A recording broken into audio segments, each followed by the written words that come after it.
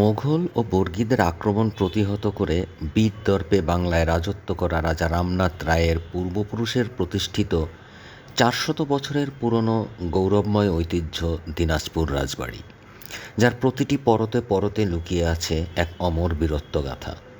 যে রাজ্যের সেনাবাহিনীর কাছে খোদ মোঘল সালতানাতের নবাব সুজাউদ্দিন মোহাম্মদ খাঁ এর বিশাল সেনাবাহিনী, এমনকি বর্গী সৈন্যরা পর্যন্ত পরাজিত হয়েছিল, সেই রাজা এবং রাজবাড়ি বাংলাদেশের রংপুর বিভাগের দিনাজপুর জেলা সদরে কেন্দ্রীয় বাস টার্মিনালের পূর্বে প্রায় ১৭ একর জমির উপর অবস্থিত। রাজা দীনরাজ ঘোষ মতান্তরে ইলিয়াস শাহী শাসনামলে রাজা গণেশ এই বাড়ির স্থপতি। রাজা দীনরাজ ঘোষ গৌড়ের রাজা গণেশ নারায়ণের অন্যতম রাজকর্মচারী ছিলেন। রাজা দীনরাজের নাম থেকেই এই রাজ্যের নাম হয় দীনরাজপুর, যা বারেন্দ্র বঙ্গীয় উপভাষায় পরিবর্তিত হয়ে দিনাজপুর হয়েছে। মহারাজা প্রাণনাথ রায়ের শাসনকালে এই রাজ্যের ক্ষমতা প্রভূত বৃদ্ধি পায়। তিনি তার প্রতিবেশী মুঘল অধিকৃত অঞ্চলের জমিদার ও তালুকদারদের বিরুদ্ধে শক্তি প্রয়োগ করে নিজের রাজ্যের পরিধি বাড়িয়েছিলেন। ১৭২২ খ্রিস্টাব্দে রাজা প্রাণনাথ রায় মারা গেলে রামনাথ রায় রাজসিংহাসনে বসে পতিরাম, পত্নীতলা, গঙ্গারামপুর অঞ্চল, মালদহের চাঁচল, খর্বা ও গাজল পরগনা অধিকার করে তার রাজ্যের আয়তন ও সামরিক সক্ষমতা বৃদ্ধি করেন। রাজা রামনাথের ক্ষমতা ও ঐশ্বর্য দেখে মুর্শিদাবাদের তৎকালীন নবাব সুজাউদ্দিন অত্যন্ত শঙ্কিত হয়ে পড়েন এবং ঢাকায় নিযুক্ত মুঘল ফৌজদার সৈয়দ মোহাম্মদ খাঁকে দিনাজপুর আক্রমণ ও দখলের আদেশ দেন। সৈয়দ মোহাম্মদ খাঁ এক বিশাল সেনাবাহিনী সাথে নিয়ে দিনাজপুর শহরের নিকটবর্তী রাজবাড়ি আক্রমণ করতে এলে রাজা রামনাথও তার বিশাল সেনাবাহিনী নিয়ে নবাব বাহিনীর সাথে যুদ্ধে লিপ্ত হন।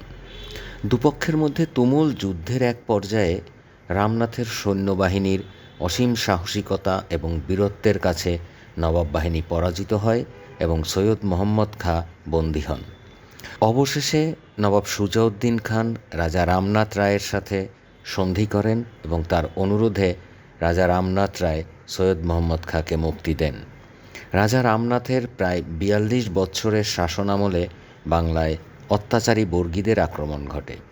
বর্গীদের ভয়ে লোকেরা ভাগীরথী নদীর পূর্ব দিকে পালিয়ে যেতে থাকে। তিনি বরেন্দ্রভূমিতে বর্গী আক্রমণ সফলভাবে প্রতিহত করেন। তার সেনাবাহিনীর পরাক্রমে অত্যাচারী বর্গীরা মুর্শিদাবাদ পার হয়ে এতদ অঞ্চলে ঢুকতে পারেনি। ফলে বর্গীরা দিনাজপুর, মালদা, রাজশাহী, রংপুরে তেমন কোনো তৎপরতা চালাতে পারেনি এবং এইসব অঞ্চল বর্গীয় অত্যাচারের বীভৎসতা থেকে রক্ষা পায়। একসময়ের জৌলস ও জাঁকজমকপূর্ণ দিনাজপুর রাজবাড়ি বলতে বর্তমানে এর ধ্বংস হয়ে যাওয়া অবশিষ্টাংশকেই বোঝায়। রাজবাড়ির বেশিরভাগ অংশই ধ্বংস হয়ে গেছে, শুধু গুটি কয়েক স্থাপনা এখনও বিদ্যমান। রাজবাড়ির প্রবেশপথে পশ্চিমমুখী একটি মিনার আকৃতির বিশাল তোরণ আছে। এখান থেকে ঢুকে কিছুটা বাম দিকে এগোলেই হাতের ডানে আর একটি তোরণ আছে, যার মাধ্যমে রাজবাড়ির প্রধান বর্গাকার অংশে প্রবেশ করা হয়। এই তোরণের উপরে এখনও একটি সিংহের মূর্তি বিদ্যমান, যা তোরণটিকে সিংহ তোরণের মর্যাদা দিয়েছে। এই তোরণ দিয়ে ঢুকেই হাতের বাম দিকে দেখা মিলবে সুন্দর দ্বিতল একটি মন্দির। এই যে মন্দিরটি দেখতে পাচ্ছেন, এটা হচ্ছে সেই সুন্দর নকশাখচিত কালিয়াজিউ মন্দির। মন্দিরটির ঠিক বিপরীত দিকেই ছোট আরেকটি তোরণ পেরিয়ে ভিতরে প্রবেশ করলেই দেখা মিলবে ঠাকুরবাটি মহল এবং সুন্দর কারুকার্যময় বেশ বড় আর একটি মন্দির। এই মন্দিরে এখনও প্রতি বছর ধুমধামের সাথে দুর্গাপূজা উদযাপন করা হয়। ঐতিহাসিক তথ্যমতে এই রাজবাড়িতে প্রধানত ৩টি মহল ছিল।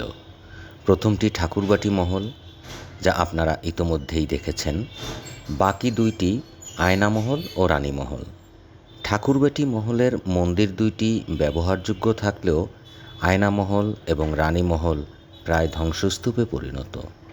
তবে ধ্বংসপ্রাপ্ত আয়নামহল ও রানীমহলে প্রাচীন স্থাপত্যশৈলী ও কারুকার্য এখনও দেখা যায়, যা তাদের সেই সময়কার বৈভব ও রুচিশীলতার পরিচয় দেয়। অযত্ন এবং অবহেলায় গৌরবময় এই রাজবাড়িটি এখন বৃহদাকার বিভিন্ন বনজ ও ফলজ গাছ এবং অন্যান্য জংলি গাছ দ্বারা আবৃত। এছাড়া রাজবাড়ির মূল অংশে দুটি পুকুর রয়েছে, যার একটি রানী পুকুর নামে পরিচিত। মূল ভবনের ঠিক পিছনেই ভবন লাগোয়া এই যে পুকুরটি দেখতে পাচ্ছেন, এটিই রানী পুকুর। এছাড়া রাজবাড়ির পিছনে পদ্মপুকুর ও সুখসাগর নামে আরও দুইটি বিশাল আকৃতির পুকুর রয়েছে। বিশাল এই রাজবাড়িটি বাংলার এক গৌরবময় ঐতিহাসিক নিদর্শন। দীর্ঘদিন এটি অযত্ন এবং অবহেলায় পতিত থাকায় বিশাল এই স্থাপনাটি প্রায়ই ধ্বংস হয়ে গেছে।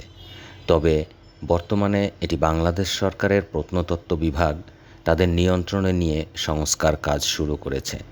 আশা করছি স্বল্পতম সময়ে তারা এই গৌরবময় রাজবাড়িটির প্রয়োজনীয় সংস্কার কাজ শেষ করে বাংলার গৌরবময় ইতিহাস ও ঐতিহ্যকে সর্বসাধারণের জন্য উন্মুক্ত করে দেবে।